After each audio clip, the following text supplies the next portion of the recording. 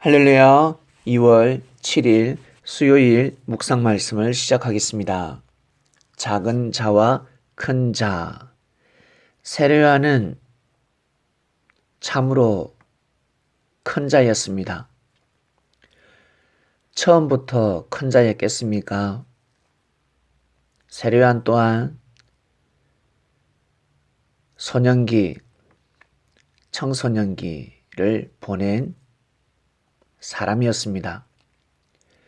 어릴 적에는 세례요한이가 큰 자라는 것을 몰랐습니다. 결국 세례요한은 바리새인들, 그 시대의 율법사들, 제사장뿐만 아니라 율법을 중심하는 사람들보다 지극히 미약하고 작은 자였지만 어느 순간 세례요한은 이스라엘에서 존재하는 교파들이 다 합쳐도 세례요한을 이길 수 없는 큰 자가 되어버렸습니다. 실험으로 표현한다면 천하장사가 되어버린 거죠. 어린아이가 성장해서 천하장사가 되어버렸습니다. 그것처럼 세례요한은 신앙적으로, 섭리적으로 아주 큰 자가 되었습니다. 큰 자가 된 이유가 무엇일까? 여자가 낳은 자 중에서 제일 큰 자였습니다. 땅에서 제일 큰 자였습니다. 왜 큰 자라 칭함을 받았을까? 이스라엘의 백성들, 수많은 사람들이 세례요한을 따랐고 존중했습니다. 그 이유가 무엇일까? 내가 그리스도다. 내가 메시아다. 그 진리가 아니었습니다. 내 뒤에 그가 온다. 그리스도 메시아가 이 땅에서 나타난다. 말씀을 전했기 때문에, 즉 하나님의 섭리가 어떻게 이루어지는지를 정확하게 알고 선포했기 때문에 참으로 큰 자였습니다. 그런데 자신의 사명을 다하지 못했습니다.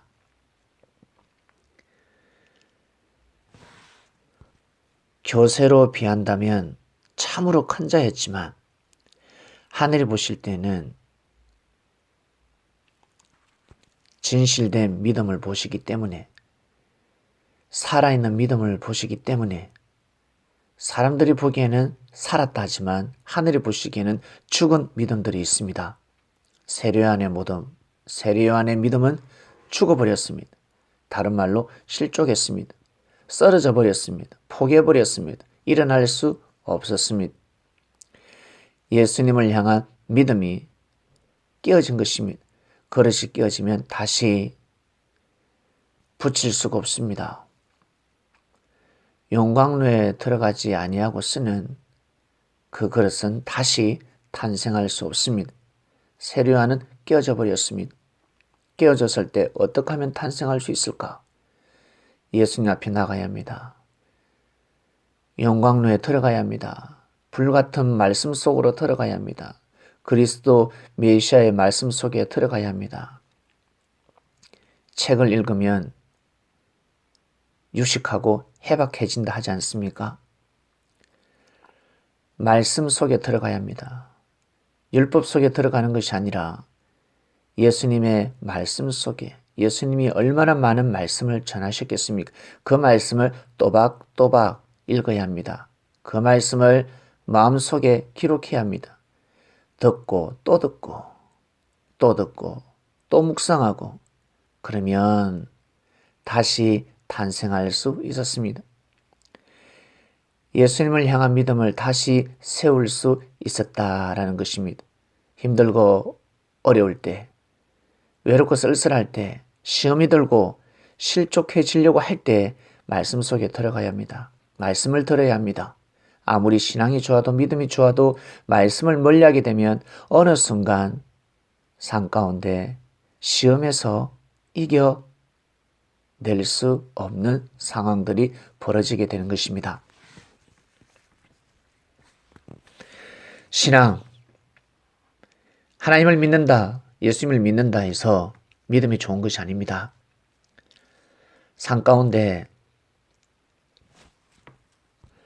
문제를 통해서, 시험을 통해서 답을 잘 써야 합니다.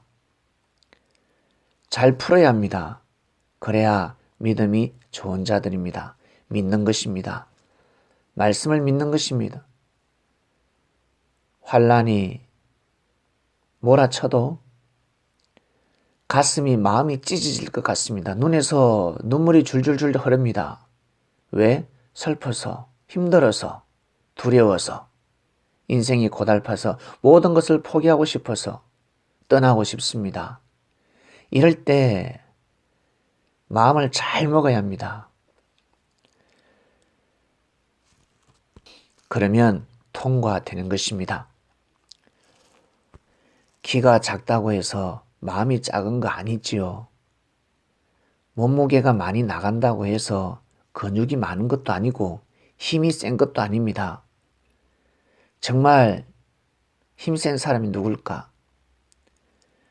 무거운 것을 드는 사람들, 큰 돌덩어리를 드는 사람들, 야, 힘세다, 힘세다. 네, 물론 힘이 셉니다. 하나님 보시기에 어떤 사람들이 장사일까? 사람이 보는 힘과 하늘이 보시는 힘은 다릅니다. 자신의 몸을 들 줄 알아야 합니다. 자신의 몸을 가볍게 뛰고 달릴 줄 알아야 합니다. 가마니를, 돌덩어리를 버떡버떡 드는 것이 힘센 장사들이 아니라 자신의 몸을 들 줄 알아야 합니다. 자신의 몸을 가볍게 뛰고 달릴 줄 알아야 합니다. 아무리 몸에 근육이 많다 할지라도 자신의 몸을 들었다 놓았다 들었다 놓았다 하지 못하면 장사가 아닙니다. 영적으로 자신을 주관해야 되는 것입니다. 자신의 마음을 다스리는 자가 바로 믿음이 좋은 자입니다. 자신의 삶을 다스릴 줄 알아야 합니다. 이러한 자가 바로 큰 자입니다. 스포츠, 학문, 예술, 과학, 모든 분야에서 항상 실력이 있어야 합니다. 능력이 있어야 합니다. 좋은 대학을 나오면 무엇합니까? 능력이 없는데, 실력이 없는데, 태권도 3단, 4단입니다. 자신을 보호하지 못하고 상대를 보호하지 못합니다. 실력이 없습니다. 능력이 없습니다. 그러면 큰 자가 될 수 없는 것입니다. 믿음이 있어야 합니다. 하나님을 믿는다면 삶 가운데 믿음을 보여야 합니다. 그래야 큰 자가 될 수 있습니다. 유대인이라면 하나님의 섭리를 믿어야 합니다. 그래야 큰 자가 될 수 있습니다. 큰 민족이 될 수 있습니다. 큰 구원을 이룰 수 있습니다. 하나님께 큰 영광을 돌릴 수 있습니다. 하나님의 섭리를 믿지 못했습니다. 그리스도 메시아이신 예수님을 믿지 못했습니다. 그러면 큰 자가 될 수 없는 것입니다. 신앙에 있어서 그리고 삶에 있어서 진리를 중심하지 않는 자들, 큰 자가 될 수 없는 것입니다. 반드시 진리를 중심해야 합니다. 진리가 무엇인지 알아야 하며 그 진리를 자기 것으로 만들어야 합니다. 기술이 없으면 크게 쌤을 받을 수 없습니다. 부엌에서 밥을 못하는데, 음식을 못하는데 요리를 할 수 없는 것입니다. 교회에서 솔선수범을 하지 않습니다. 굳은 일을 하지 않습니다. 하늘 앞에 마음을 두지 않습니다. 섭리적으로 수많은 일들을 귀하게 여기지 않습니다. 그러면 하늘 앞에 쓰임을 받을 수 없습니다. 나아가서 크게 쓰임을 받을 수가 없습니다. 작은 일에 충성하는 자, 현재 자신에게 주어진 일을 귀하게 여기고 하나님께서 주신 금덩어리라 생각하며 다이아몬드라 생각해야 됩니다. 돈이라면 버리겠습니까? 아무리 화가 나도 금덩어리를 버립니까? 금목걸이를 버립니까? 다이아 반지를 버립니까? 버릴 수 없습니다. 그처럼 보화를 버릴 수 없듯이 하나님이 자신에게 준 그 일, 그 사명은 버릴 수 없는 것입니다. 그것을 버리게 되면 복이 떠나는 것입니다. 그러고도 하나님께 복을 달라 기도합니다. 축복을 달라 기도합니다. 자신이 가지고 있는 전 재산을 다 던져버렸는데, 금목걸이를 던져버렸는데, 다이아를 던져버렸는데 어디서 또 구할 수 있겠습니까? 사람들은 모르고 살아가고 있습니다.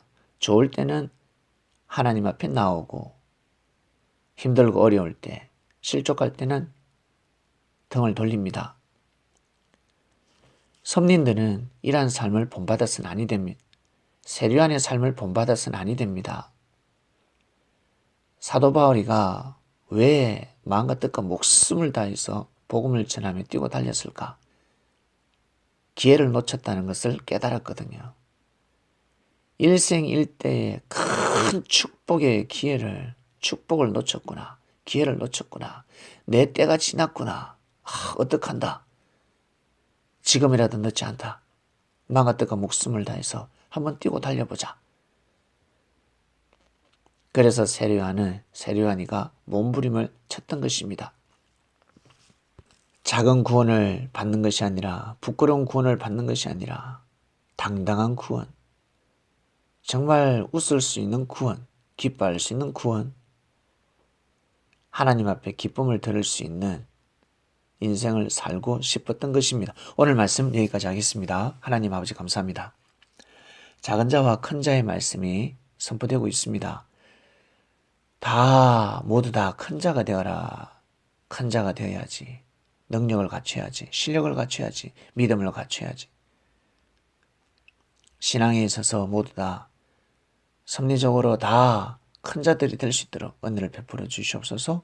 오늘도 승리하는 삶을 살길 원합니다. 말씀을 듣고 기도하는 자, 믿음을 가지는 자들은 반드시 큰 자의 삶이 될 줄 믿습니다. 감사를 드리며 사랑하는 예수님의 이름으로 기도드립니다. 아멘.